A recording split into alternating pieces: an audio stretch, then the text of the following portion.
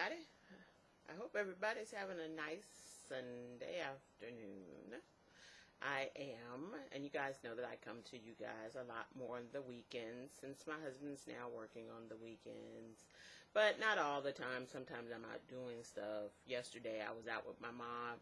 She was looking for shoes for a trip that she's going to be taking in May with my little brother and my sister-in-law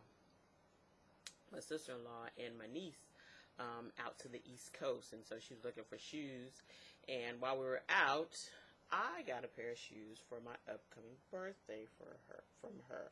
So I'm really happy about that. I love shoes and everything. So I got a cute little pair of jeweled thong sandals. They're so cute. White, very, very cute, very, very stylish. Cannot wait to wear them. I'm probably going to wear them on the birthday night out and everything because they're so cute. And so I was really excited, and we spent the day together just laughing, talking, eating fish fillet sandwich. I told you I'm addicted to those sandwiches. I love them. And just having a good time and stuff. But today I'm coming and I'm asking or going to talk about why don't you ask? And when I'm talking about asking, I'm talking about people not wanting to ask questions. And sometimes it kind of makes me weirded out to think how many people don't want to ask questions. And I'm always wondering why. And, well, really tell you the truth, I'm not really wondering why. I know why people don't want to ask questions. They don't want the answers. So if you don't ask, you never get the answer that you don't possibly want to get and stuff, It's easier to get no answer, than some bad answer and stuff, or at least the truth of the situation. So it's easier to go ahead living the lie and stuff. And so I'm going to talk today because you guys know I talk quite a bit about vetting and stuff, and a lot of other people that I have on my kind of blog role there, folks that I love, also talk about vetting. And I think you need to check those folks out and see what they have to say, because many women don't really know how to vet. And it's not some skill that just kind of automatically comes from out of the air. One of the first parts of the skill of vetting is being observant and asking questions. Now, I was a paralegal, as you know, and I was a paralegal and worked as a paralegal in law office for over 10 years, and still do paralegal work, except I teach paralegals and stuff. So I've been a paralegal now for, it's close to 15, going on 15 years I've been one. And one of the first things you learn as a paralegal, and it's a learned behavior, it's not something that I just sort of fell into paralegal work and already knew how to do. You have to learn it, and you have to learn it pretty fast, is how to ask questions and stuff. And really, not all the time can you be direct. Now I'm a direct person, and there are lots of times when I came direct at clients and asked them stuff, and they just gave me, the whole breakdown. But there was sometimes I had to sort of draw stuff out of people because they didn't want to tell. Now, this was my client. This was a person that I was helping and stuff. And I did insurance defense. And the thing about insurance defense is that you don't really get to pick your clients. You work for an insurance company. They assign you people to defend and stuff, and you defend them. And that's just sort of it. These people didn't come in. They didn't interview us. They didn't, hook up with us and say, I really like you guys and think you're a good law firm to represent me. It wasn't like that. So there was a lot of having to build trust with people, and then also getting people to open up. Now, the reason I'm telling you this about the paralegal part, and you're wondering, well, what does that have to do with dating? Well, many of the skills that I got from being a paralegal, I used when I dated people. They came in handy. And I wish I'd known them previous, when I was in my 20s and stuff. But hey, by the time I got them and everything, I used those when I was dating people. And so after the breakup of my marriage and, and everything, when I started dating again, I used those skills on people. Now, people really didn't know all the time that I used those skills. And I hate to say, I don't, people are like, oh, that's sneaky and all this stuff. But, hey, sometimes you got to do what you got to do. Nobody gets past when it comes to me and my heart and feelings, okay? Nobody was going to get a pass. You weren't going to get this thing from me trying to be fair. There's no such thing as fair in this world, okay? And so I had to use whatever skills I had to make sure that I got the information about the person that I wanted to know, and a lot of people are like, well, that just feels like judging people. Hey, sometimes it's all you got. And stuff. And sometimes all you got is an inference. That's it. Everybody's like, well, I need evidence. There's plenty of times I had cases, and we had cases when I was a paralegal that you weren't going to get no evidence. You were going to have to use what you had and come up with the inference to see how you could gain and gather more information and stuff. That was it. That was all you had and stuff, And so I can't wait to do full-out Sherlock Holmes on folks and wait for people to have the bloody knife in their hands, when it comes to, me and my feelings. I'm going to have to take some inference, and I'm going to have to make some judgments about folks and stuff, And some of that comes from past experience and knowledge. Some of that comes from knowledge I've gained from other people. Some of it just comes from observing people and what they do and all that stuff, and that is a part of it.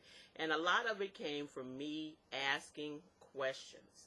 And I know a lot of people want to know, well, how did you ask questions and how did you do this exactly? And you know what? I'm not going to tell you exactly how I did it. I'm saving that for one day when I write a book, okay, and stuff. But I am going to tell you that I asked, okay, and stuff. And you don't have to be, like I said, you don't have to be exactly direct with questions and stuff. You don't have to be exactly direct with questions, but you certainly can get the information that you want from watching and observing somebody and then asking some questions.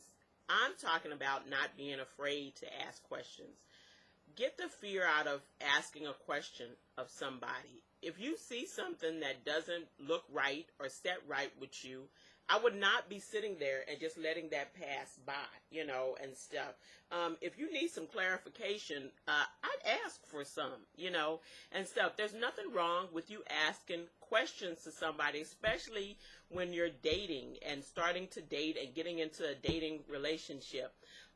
It used to be that maybe I didn't ask questions because, like most people, I didn't want to know.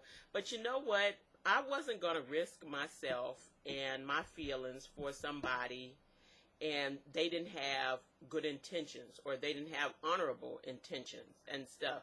So I would just ask and stuff, just flat out ask the question, and stuff. Make observations. Maybe I'd ask the question in a roundabout way and see if I could get some answers.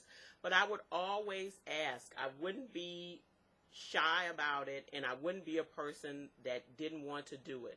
Now, people are like, well, I don't want to be deceitful. Listen, I'm not lying. I'm asking, okay? I'm not lying, and I'm not tricking anybody. If you tell me what it is that I'm asking you about, I don't feel like I've tricked you into that and stuff. It wasn't like I somehow made you say what you said. I asked you a question. You gave me an answer. I made a judgment from the answer. I made an inference from the answer. I decide what to do next and stuff. That's my right to do. And that would be anybody's right to do that to me. And people are like, well, I don't want to be judged. Yeah, well, nobody wants to be judged. But, such is life, okay? It's going to be that way and stuff. And somebody may see something about you. And really, it's not some personal slight on you. It's just that all people are looking for different things. And you have to remember that. All people are looking for different things. So if you don't have what that person exactly wants, it's not something that's wrong with you. It's just that this person has wants and needs that you couldn't feel. Why be there? Why stay there? And why have someone in your life when you have needs of your own and wants and desires of your own regarding a mate, and they can't fill them. I don't need you to fill space. I don't need people filling space, and nobody needs people filling space in their mind and heart, and with them just filling space, and it's really nothing but sort of empty, like an empty balloon. As soon as you pop it, it's just gone. It's nothing but raggedy plastic and stuff. What you're looking for and what you want is okay to want. Okay, it's okay for you to have any healthy needs and healthy desires. So specifically what I'm talking about. Now, I'm not talking about unhealthy stuff, but stuff that is a healthy need and healthy desire. It's okay for you to have those. Okay, it's okay for you to look for a person that can fulfill those, and it's okay for you to ask the person if they can. Now, I'm not saying go to the next level and start talking on the first date about, are you going to marry me and all that stuff, because that don't really mean nothing. A lot of people could say, I want to marry somebody and not be good husband material and stuff like that. And ladies, you can't just kind of get caught up in kind of the lovey love part and the moony eye part and all that sort of stuff, and forget to see the person for who they really are, not who you want them to be.